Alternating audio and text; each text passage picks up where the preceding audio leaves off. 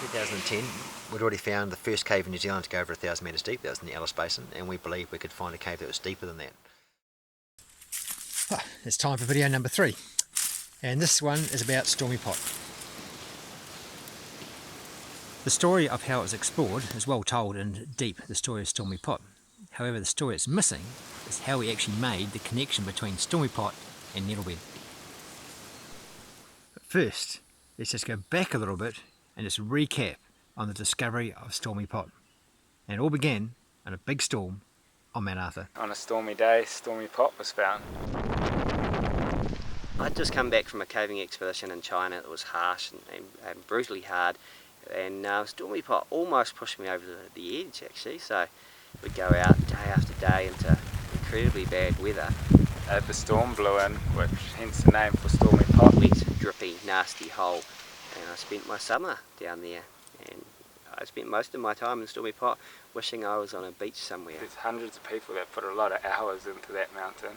People in all the different caves just looking for the way to Nettlebed. And To start way up there, way up on top of the mountain up there, up in the tussock basins up there, go down through Stormy Pot and come out here. Imagine that. we started off with a tent and all our gear, and just slowly everything fell apart. The tent blew away. Comments now? I wish I was at home when I was in bed. This is that's the spirit.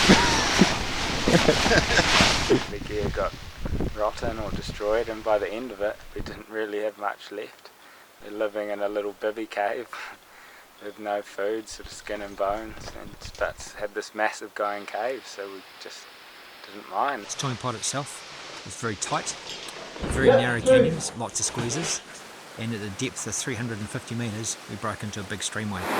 450 metres below the entrance, massive big streamway, doesn't get any better than this. It's awesome, absolutely awesome. Big friendly giant, BFG, was added to the system, and the cave just grew and grew and grew, and really, the rest is history.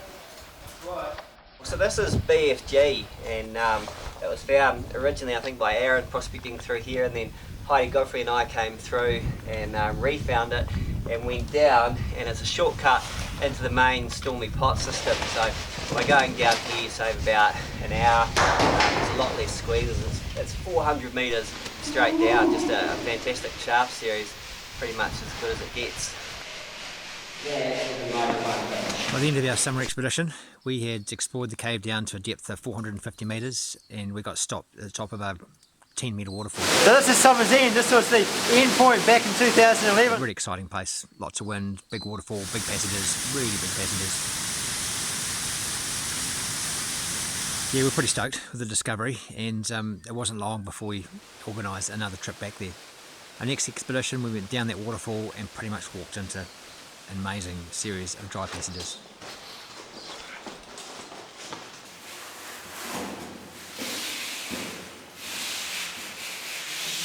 Bad weather on the surface drove us underground. Stormy Pot's definitely living up to its name. We should have called it Sunshine Pot.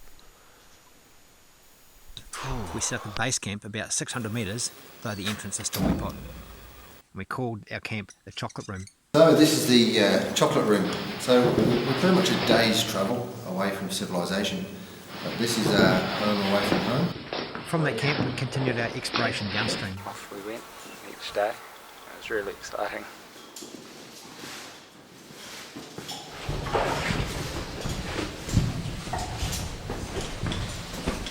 It was amazing. We had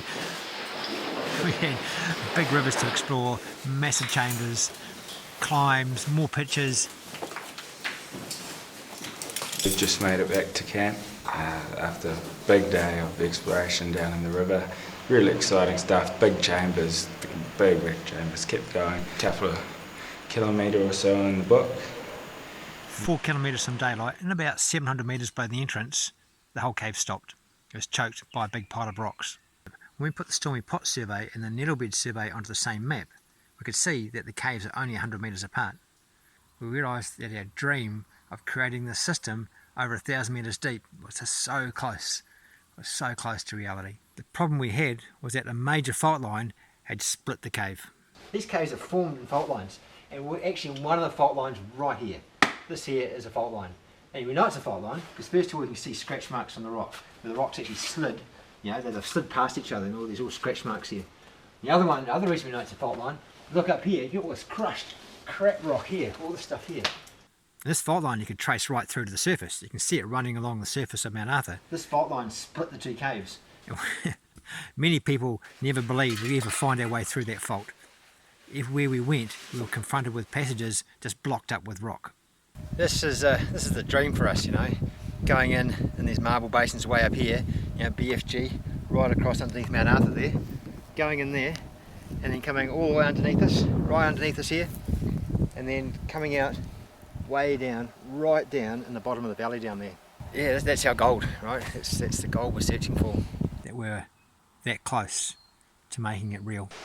Knowing this was the beginning of a 3-year obsession. Our lives just stopped for 3 years, and we just threw everything at Stormy Pot and Nettlebed to try and make the connection. Yeah, it was really hard. It was really, really hard. Amazing.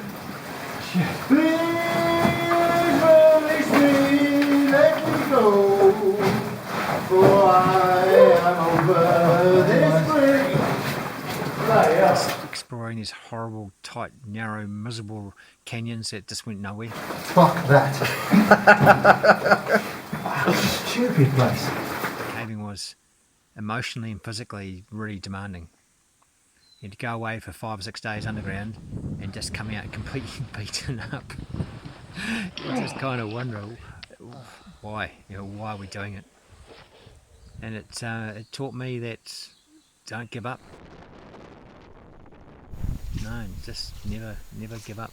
No matter how hopeless things seem, if you believe in something, just give it everything. Give it everything you've got. We keep going in with the intention of connecting, and the cave doesn't let us. Just got to be persistent. And we are so close. Just have to go back underground again, either Stormy Pot or Nettlebed, and keep bashing our heads against that brick wall.